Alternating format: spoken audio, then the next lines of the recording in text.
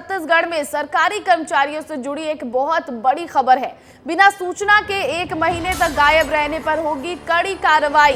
सरकारी कर्मचारियों को किया जाएगा बर्खास्त, निलंबन नहीं, सीधे नौकरी से किया जाएगा बर्खास्त। सामान्य प्रशासन विभाग ने जारी कर दिए आदेश और एक्शन से पहले कर्मचारियों को दिया जाएगा नोटिस। तो ये बड़ी खबर इस वक्त की आपको बता दें, छत्तीसगढ़ में जो सरकारी कर्मचारी हैं वो अगर बिना सूचना के 1 महीने तक गायब रहते हैं तो उन पर कड़ी कार्रवाई होगी और निलंबन नहीं, सीधे बर्खास्त कर दिया जाएगा उन्हें। सामान्य प्रशासन विभाग ने आदेश भी जारी कर दिए हैं और एक्शन से पहले कर्मचारियों को हालांकि नोटिस दिया जाएगा। और इस पूरी खबर पर अधिक जानकारी के साथ अनमोल तिवारी लाइव जुड़ गए। अनमोल का रुख करूंगी मैं। अनमोल, सबसे पहले तो आखिर किस वजह से सामान्य प्रशासन विभाग को ये कार्रवाई करनी पड़ी, क्यों लिया उन्होंने ये फैसला?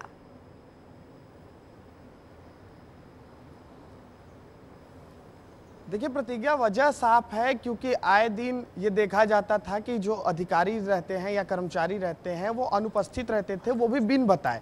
अब देखिए बिना बताए अगर अधिकारी कर्मचारी अनुपस्थित रहते हैं तो ये एक बहुत बड़ा व्यवधान माना जाता है सेवा में। यही वजह है कि सामान्य प्रशासन विभाग ने अब आदेश जारी कर दिया है कि अगर कोई भी अधिकारी या कर्मचारी 1 महीने लगातार बिन बताए, बिना किसी वजह के अगर अनुपस्थित रहते हैं तो फिर उन्हें कारण बताओ नोटिस जारी किया जाएगा। कारण बताओ नोटिस जारी होने के बाद 15 दिन के भीतर जो है अधिकारी कर्मचारियों को वजह बतानी पड़ेगी कि आखिरकार उन्होंने ऐसा क्यों किया, और अगर उचित वजह नहीं सामने निकल कर आया तो उन पर सख्त रुख अपनाया जाएगा और साफ तौर पर उन्हें जो है बर्खास्त कर दिया जाएगा। क्योंकि देखिए इसमें जो आदेश जारी हुआ इसमें ऐसा कहीं नहीं लिखा हुआ है कि सिर्फ निलंबित किया जाएगा, सिर्फ उन्हें निलंबन का आदेश जारी होगा। नहीं, अगर उचित रीजन समझ में नहीं आया तो उनकी बर्खास्तगी की जो है आदेश जारी कर दी जाएगी। तो एक बहुत बड़ा जो है कड़ा एक्शन लेने की तैयारी में आ गई है छत्तीसगढ़ सरकार। एक जानकारी और दे देता हूं प्रतिज्ञा, 31 मई तक सभी विभागों को ये आदेश निर्देशित किया गया है कि आप अपने अपने विभाग में देख लीजिए कौन से ऐसे कर्मचारी हैं, कौन से ऐसे अधिकारी हैं, पहचान कर लीजिए जो लगातार अनुपस्थित रहते हैं बिन बताए। अब ये सारे अधिकारियों और कर्मचारियों की पहचान की जाएगी और अब आगे इन पर कार्रवाई की जाएगी। बिल्कुल अनमोल, नजर बनी रहेगी कि आगे क्या कुछ कार्रवाई होती है, लेकिन आप हमारे साथ बने रहिएगा। दर्शकों को इस वक्त की एक और बड़ी खबर बता दूं मैं, सुकमा से इस वक्त की बड़ी खबर आ रही है। डीआरजी जवानों और नक्सलियों के बीच मुठभेड़ की ये खबर है। टेटराई तोलनाई के जंगल में हुई नक्सलियों से मुठभेड़ में डीआरजी जवानों ने एक नक्सली को मार गिराया है। अब भी इलाके में जारी है सर्चिंग ऑपरेशन। एसपी किरण चौहान ने मुठभेड़ की पुष्टि भी कर दी है।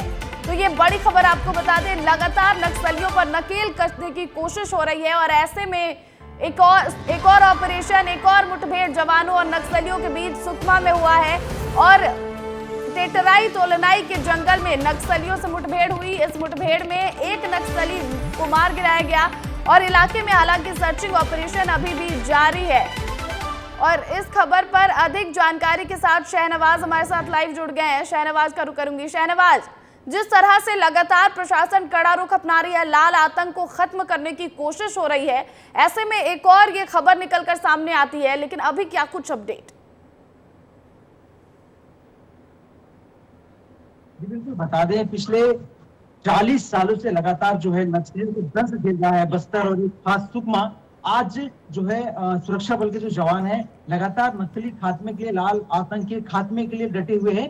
क्योंकि अब देखा जाए तो हम बता दें कि बीती रात को गश्त पे निकले थे पोलमपल्ली थाना क्षेत्र के अंतर्गत टेटराई के इलाकों में, वहां के जंगल में।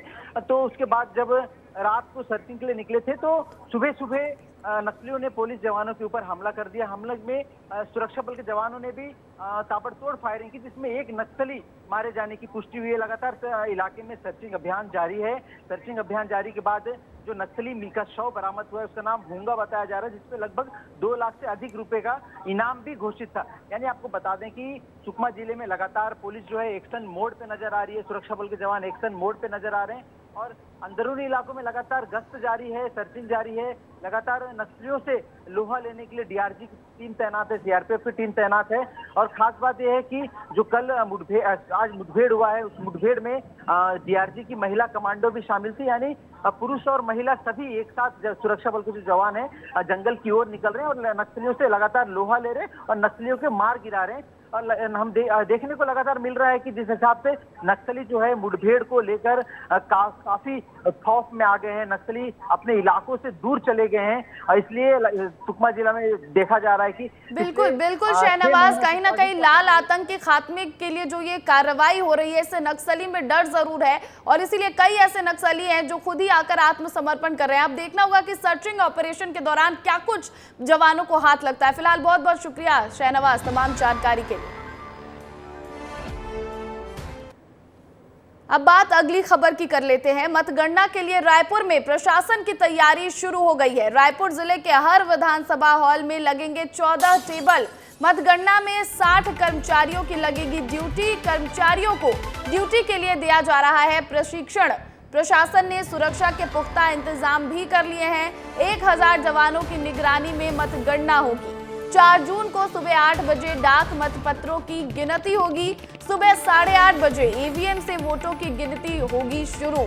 तो ये बड़ी खबर आपको बता दें, क्योंकि चुनाव संपन्न हो चुके हैं छत्तीसगढ़ में, ऐसे में रायपुर में मतगणना के लिए प्रशासन की तैयारी भी शुरू हो गई है। हालांकि आपको बताएं कि अभी 1 जून तक 3 और चरण के मतदान बाकी राज्यों में बाकी है, लेकिन रायपुर में तैयारी तेज हो गई है मतगणना को लेकर। और इस खबर पर अधिक जानकारी के साथ अनमोल हमारे साथ जुड़ गए, तो अनमोल का रुख करूंगी मैं। अनमोल, क्या कुछ तैयारी है, क्योंकि छत्तीसगढ़ में मतदान तो तीसरे चरण में ही संपन्न हो गए, अब मतगणना की बारी है, क्या कुछ तैयारी है? देखिए प्रतिज्ञा, मतगणना को लेकर के रायपुर जिले में जोरों शोरों से तैयारी शुरू हो गई है। 4 तारीख को मतगणना होने हैं, उससे पहले जो है जिला निर्वाचन के तरफ से तैयारियां जो है वो तेज कर दी गई है। देखिए लगभग जो जानकारी निकलकर सामने आई है कि रायपुर के अलग अलग विधानसभा क्षेत्रों के लिए 14 टेबल जो है वो लगाए जाएंगे। मतलब जितने भी विधानसभा हैं उसके हॉल में 14 टेबल होंगे जहां पर ये काउंटिंग होगी।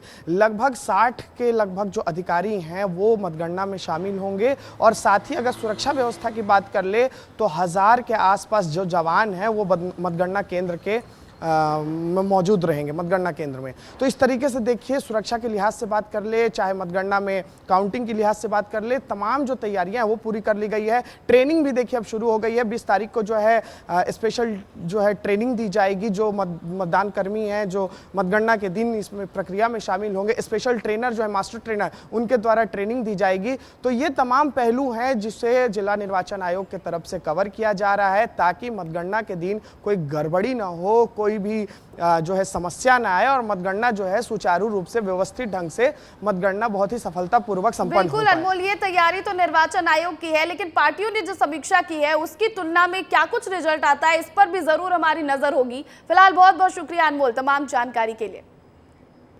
बढ़ेंगे अगली खबर की ओर। छत्तीसगढ़ कोयला घोटाला मामला और आरोपी सुनील अग्रवाल को सुप्रीम कोर्ट से इस मामले में जमानत मिल गई है। ईडी ने 11 अक्टूबर 2022 को किया था गिरफ्तार।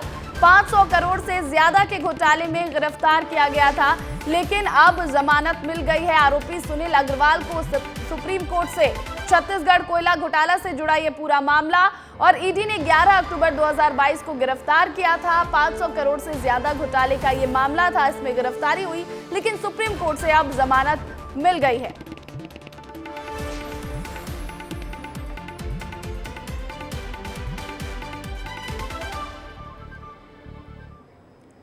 बढ़ेंगे अगली खबर की ओर। मुरैना के रजिस्ट्रार ऑफिस में रिश्वत लेने का मामला सामने आया है और इसका वीडियो भी अब वायरल हो रहा है। विस्तार न्यूज इस वीडियो की पुष्टि नहीं करता। इधर जानकारी के अनुसार रजिस्ट्री को रजिस्टर्ड किए जाने के एवज में बड़े साहब के नाम पर विभाग के कंप्यूटर बाबू ने रिश्वत के तौर पर हजारों रुपए वसूल लिए। सब रजिस्ट्रार मानपाल रावत का कंप्यूटर बाबू राजकुमार जौरा तहसील में बैठकर रजिस्ट्री लिखता भी है और जिसने एक व्यक्ति से सब रजिस्ट्रार के हस्ताक्षर करने के एवज में हजारों रुपए रिश्वत लिए। वायरल वीडियो में साहब के नाम पर रुपए लेने जाने की बात भी बाबू करता दिख रहा है। वायरल वीडियो की पुष्टि विस्तार न्यूज नहीं करता है। देख भाई, 1 2 3 4 5 6 7 8 ये तो जगदीश अंकल के 4 रजिस्ट्री के, ठीक है। एक रजिस्ट्री में ऑफिस का हिसाब ले लिया, डन। आज ये आपको मरना बदली दूँ रजिस्ट्री पे पैसा तो लगा इस खबर पर अधिक जानकारी के साथ मनोज उपाध्याय हमारे साथ फोन कॉल पर जुड़ गए। मनोज, मुरैना के रजिस्ट्रार का ये जब वीडियो वायरल हुआ है तो आगे क्या कुछ कार्रवाई हो सकती है इस पर? जी बिल्कुल प्रतिज्ञा बताना चाहूंगा कि ये मुरैना जिले के जौरा तहसील का सब रजिस्ट्रार ऑफिस का पूरा वीडियो है, जहां जो सब रजिस्ट्रार का बाबू है राजकुमार, वो सब रजिस्ट्रार के नाम पर जितनी भी रजिस्ट्री हुई है 4 रजिस्ट्रियों के पैसे अलग अलग रिश्वत लेते हुए दिखाई दे रहा है। ऐसे वीडियो मुरैना रजिस्ट्रार कार्यालय का भी वायरल हुआ था, लेकिन कोई कार्रवाई नहीं हुई। काफी वीडियो चलने के बाद शिकायतें भी हुई, लेकिन कोई कार्रवाई नहीं हुई। चोर चोर मुंह से आए थे भाई, ये प्रशासन कोई कार्रवाई नहीं करना चाहता। खुलेआम धड़ल्ले से रजिस्ट्रार कार्यालय में रजिस्ट्रियों के नाम पर पैसे के लेन देन का काम धड़ल्ले से चल रहा है, और जब इसकी शिकायत करते हैं तो कोई इस पर अधिकारी ध्यान नहीं देता, ना ही बिल्कुल संज्ञान में लेता शहनवाज, है। आप नजर बनाकर जरूर रखिएगा कि आगे क्या कुछ, माफ कीजिएगा मनोज, नजर बनाकर रखिएगा कि आगे क्या कुछ इस पर अपडेट और क्या कुछ कार्रवाई होती है इस खबर पर। फिलहाल बहुत बहुत शुक्रिया तमाम जानकारी के लिए। बात करेंगे अगली खबर की। मध्य प्रदेश के किसानों के लिए एक अच्छी खबर है। एमएसपी पर गेहूं खरीदी की तारीख बढ़ाई गई है। दूसरी बार बढ़ाई गई खरीदी की तारीख और अब 31 मई तक हो सकेगी एमएसपी पर गेहूं की खरीदी।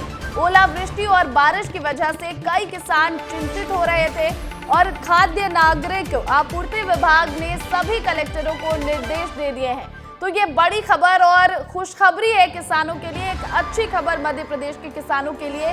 एमएसपी पर गेहूं खरीदी की तारीख बढ़ाई गई है और ये दूसरी बार है जब खरीदी की तारीख बढ़ाई गई। अब 31 मई तक हो सकेगी एमएसपी पर गेहूं की खरीदी। तो ये तारीख भी किसानों को नोट कर लेना चाहिए कि अब 31 मई तक एमएसपी पर जो गेहूं की खरीदी है वो हो सकेगी और जिन्होंने अब तक नहीं बेचे वो अब एमएसपी पर बेच पाएंगे। ओलावृष्टि और बारिश की वजह से कई किसान वंचित हो रहे थे इससे और खाद्य नागरिक आपूर्ति विभाग ने सभी कलेक्टरों को इसके निर्देश भी दे दिए। तो मध्य प्रदेश की इस अच्छी खबर के बाद अब बात कर लेते हैं छत्तीसगढ़ के सीएम विष्णुदेव साय की, क्योंकि उन्होंने अपनी नन्ही दोस्त के साथ फोटो पोस्ट किया है। सीएम ने शुक्रवार देर रात एक्स पर एक नन्ही सी बच्ची को अपना दोस्त बताकर उसके साथ तस्वीर साझा करते हुए एक लंबी पोस्ट की है। एक्स पर सीएम विष्णुदेव साय ने अपनी पोस्ट में लिखा है कि उन नन्हे नन्हे कदमों की बात कुछ और थी, उस नन्ही सी दोस्त से मुलाकात की बात ही कुछ और थी। तो ये खूबसूरत सी तस्वीर निकलकर सामने आई और सीएम विष्णुदेव साय ने एक्स हैंडल पर पोस्ट किया है एक नन्ही सी बच्ची के लिए और उन्होंने उसे अपना दोस्त बताया। लेकिन जो पंक्तियां उन्होंने लिखी है एक बार मैं फिर आपको सुना दूं। उन नन्हे नन्हे कदमों की बात कुछ और थी, उस नन्ही सी दोस्त से मुलाकात की बात ही कुछ और थी। और अब आपको रायपुर से एक खबर बताएं, जहां कलेक्टर डॉक्टर गौरव सिंह ने अचानक तक्षशिला लाइब्रेरी पहुंच गए और प्रतियोगी परीक्षा की तैयारी करने वाले छात्रों की क्लास ली। कलेक्टर का यह अंदाज सभी को पसंद आया। उन्होंने छात्रों को प्रतियोगी परीक्षा की तैयारी करने के टिप्स भी दिए। कलेक्टर ने लाइब्रेरी में पढ़ाई कर रहे युवाओं से लाइब्रेरी से जुड़ी सुविधाओं और व्यवस्थाओं पर भी चर्चा की। संविधान में जो कुछ लिखा, हाँ यही सवाल होता कि तेलंगाना का निर्माण संविधान के किस भाग से हुआ, तब भी अनुसूची 1 उत्तर में नहीं आती, तब आता भाग 1 अनुच्छेद 2 या 3 जो भी। समझ गए? ये सवाल मैंने तुम्हें इसलिए बताया कि तुम अनुसूची के बारे में क्लियर रहो कि अनुसूची एग्जैक्टली है क्या, संविधान है क्या। मान लो कल को कोई भाषा जुड़ जाती है,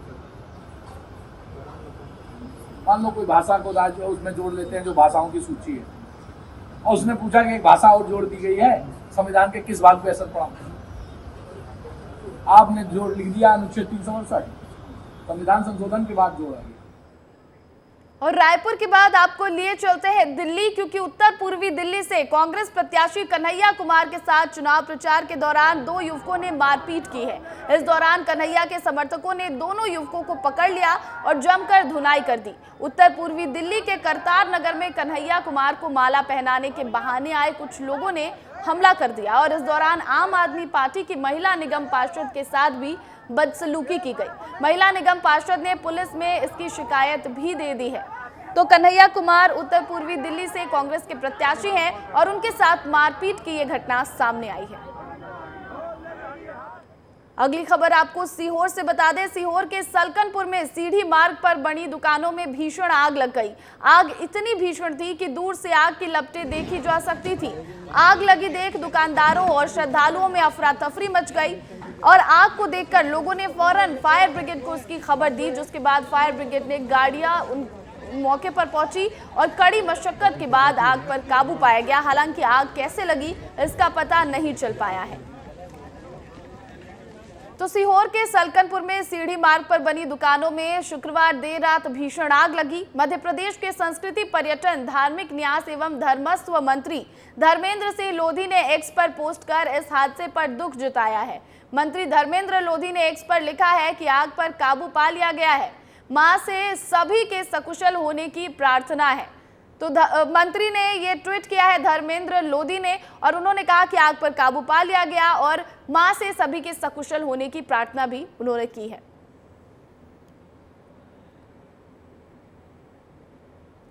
अगली खबर की बात करेंगे। एमसीबी के मोहरी पारा में पत्रकार रईस अहमद की हत्या के मामले में पुलिस ने रईस अहमद की पत्नी सफीना को गिरफ्तार किया है। पुलिस ने बताया कि सफीना के उसकी बुआ के लड़के आरजू खान से अवैध संबंध थे। सफीना आरजू खान के साथ एक बार भाग भी चुकी थी। अपने प्यार को पाने की चाहत में सफीना ने आरजू खान के साथ मिलकर रईस के कत्ल की साजिश रची और फिर झारखंड के गढ़वा का रहने वाला आरजू अपने दोस्त के साथ बाइक से मोहारी पारा आया, जहां तीनों ने मिलकर रईस की गला दबाकर हत्या कर दी और रईस की लाश की फॉरेस्ट डिपो के पीछे उसे फेंक दिया।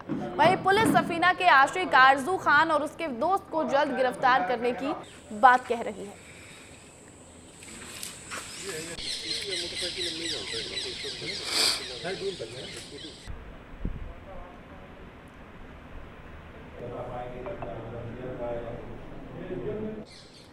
और अगली खबर आपको कोरिया से बता दें। कोरिया में अच्छे मौसम की वजह से अब जिलेवासी रसीली लीची का भी स्वाद ले सकेंगे। कोरिया के सोरगा और चेरावा पारा में उद्यान विभाग ने पहल करते हुए बड़े स्तर पर लीची की पैदावार की है। जिले में अनुकूल जलवायु और बेहतर मिट्टी से लीची का उत्पादन संभव हो सका और अब सोरगा नर्सरी में लीची के 35 पेड़ फलों से लदे हुए नजर आ रहे हैं। और यही वजह है कि उद्यान विभाग की पहल से अब किसान भी लीची के उत्पादन में रुचि ले रहे हैं। पहले अंबिकापुर का लीची होती थी बहुत अच्छा। हमने इस बार का प्रयास किया है कि कोरिया जिले में अच्छी जो लीची जो है उत्पादन हो, और हमने हमारे ये नर्सरी सोरगा नर्सरी में वही कम 32 पेड़ हैं और बहुत अच्छा हुआ है।